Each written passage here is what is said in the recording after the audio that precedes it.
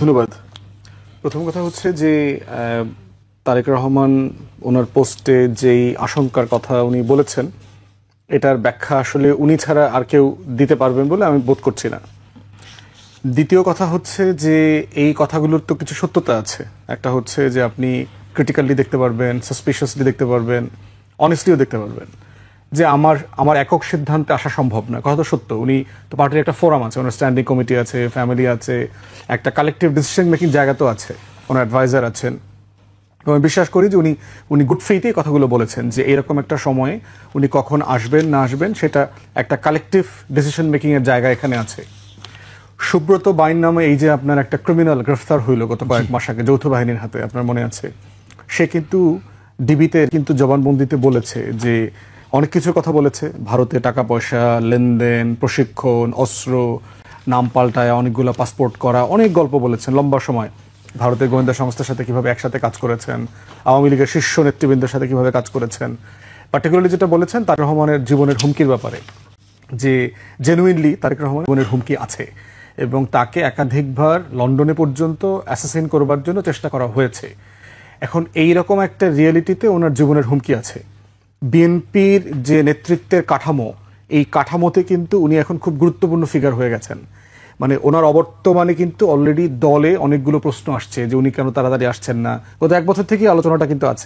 বেগম জিয়া বয়স হয়ে গেছেন, উনি এখন রকম অসুস্থ, ওনার জন্য আমরা সবাই দোয়া করছি। তো সেই রকম রিয়ালিটিতে প্রত্যাশা হচ্ছে উনি ইমিডিয়েটলি ফিরে আসবেন, কিন্তু আবার নিরাপত্তার হুমকিটা আছে। এবং নিরাপত্তা হুমকি আছে বলে আপনার মনে থাকার কথা, গত 1-2 মাস আগে আমরা দেখেছি যে উনি স্পেশাল প্রোটেকশনের জন্য গাড়ির আবেদন করেছেন, বুলেট প্রুফ গাড়ি, অস্ত্র ক্যারি করবার জন্য আবেদন করেছেন।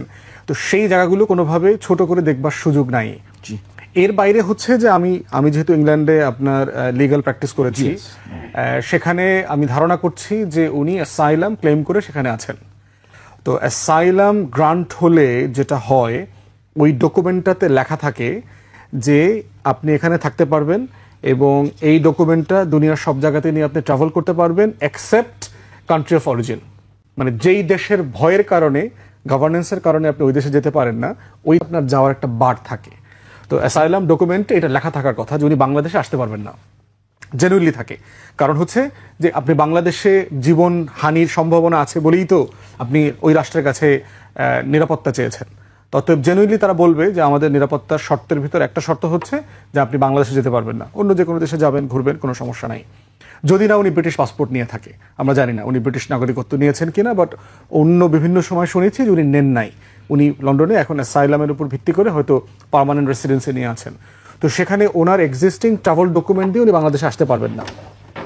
সেই জায়গাতে হতে পারে যে মাননীয় পররাষ্ট্র বিষয়ক উপদেষ্টা যিনি বলেছেন, তো সেই ডকুমেন্টে যদি আপনি আসতে না পারেন তাহলে বাংলাদেশ সরকার ওনাকে একটা ট্রাভেল ডকুমেন্ট পাস ইস্যু করে দেবে। তো ইস্যু করে দিলে উনি আসতে পারবেন। কিন্তু টেকনিক্যাল প্রবলেম হচ্ছে এই আসা যাওয়ার মধ্য দিয়ে ওনার ইংল্যান্ডে থাকার যে রাইট আছে সেটা ক্ষুণ্ণ হবার একটা সম্ভাবনা আছে। তো সেই রকম একটা লিগ্যাল জটিলতাও থাকতে পারে, এটা আমি ধারণা করছি, জাস্ট লিগ্যাল অ্যাজাম্পশন থাকতে পারে। তো এর বাইরে হচ্ছে যে আর বাকিটা হচ্ছে যে পলিটিক্যাল রিয়েলিটি। উনি জানেন উনি এবং ওনার পরিবার গত 17 বছর কি ধরনের নির্যাতনের মধ্য দিয়ে গেছেন, যে উনি নিজে রিমান্ডে নির্যাতনের শিকার হয়েছেন। যৌথ বাহিনী, ডিজিএফআই, এনএসআই, ডিবি সবাই মিলে ওনার উপর যে টর্চারটা করেছেন 1/11-এর সময়, সেই টর্চারের গ্লানি কিন্তু ওনাকে এখনো নিতে হচ্ছে। ওনার শরীর এখনো পুরোপুরি সুস্থ না, এটার দাগ এখনো রয়ে গেছে। জিয়াপুরকে প্রত্যেকটা পরিবার কিভাবে এটার জন্য এই নিষ্ঠুরতার, আওয়ামী আমলের নিষ্ঠুরতার শিকার হয়েছেন। ভাই মারা গেছে এক্সাইলে, মালয়েশিয়া থাকা অবস্থায়। তারপরে এই ওনার মা বেগম জিয়া 40 বছর যে বাড়িটাতে থেকেছেন, সেই বাড়িটা থেকে ওনাকে এক কাপড়ে উচ্ছেদ করা হয়েছে, বুলডোজ করে দিয়ে দেওয়া হয়েছে। 40 বছরের যে স্মৃতি, এই যে কাঠামোর মধ্য দিয়ে প্রতিষ্ঠানকে, বাংলাদেশের গুরুত্বপূর্ণ নিরাপত্তা সংশ্লিষ্ট প্রতিষ্ঠানের উপরে একটা আস্থাহীনতা, একটা ট্রমার জায়গা ওনার থাকাটা খুব স্বাভাবিক। এর বাইরে হচ্ছে দলের নেতাকর্মীদের ভিতরে তো সাবুটিয়ার আছে।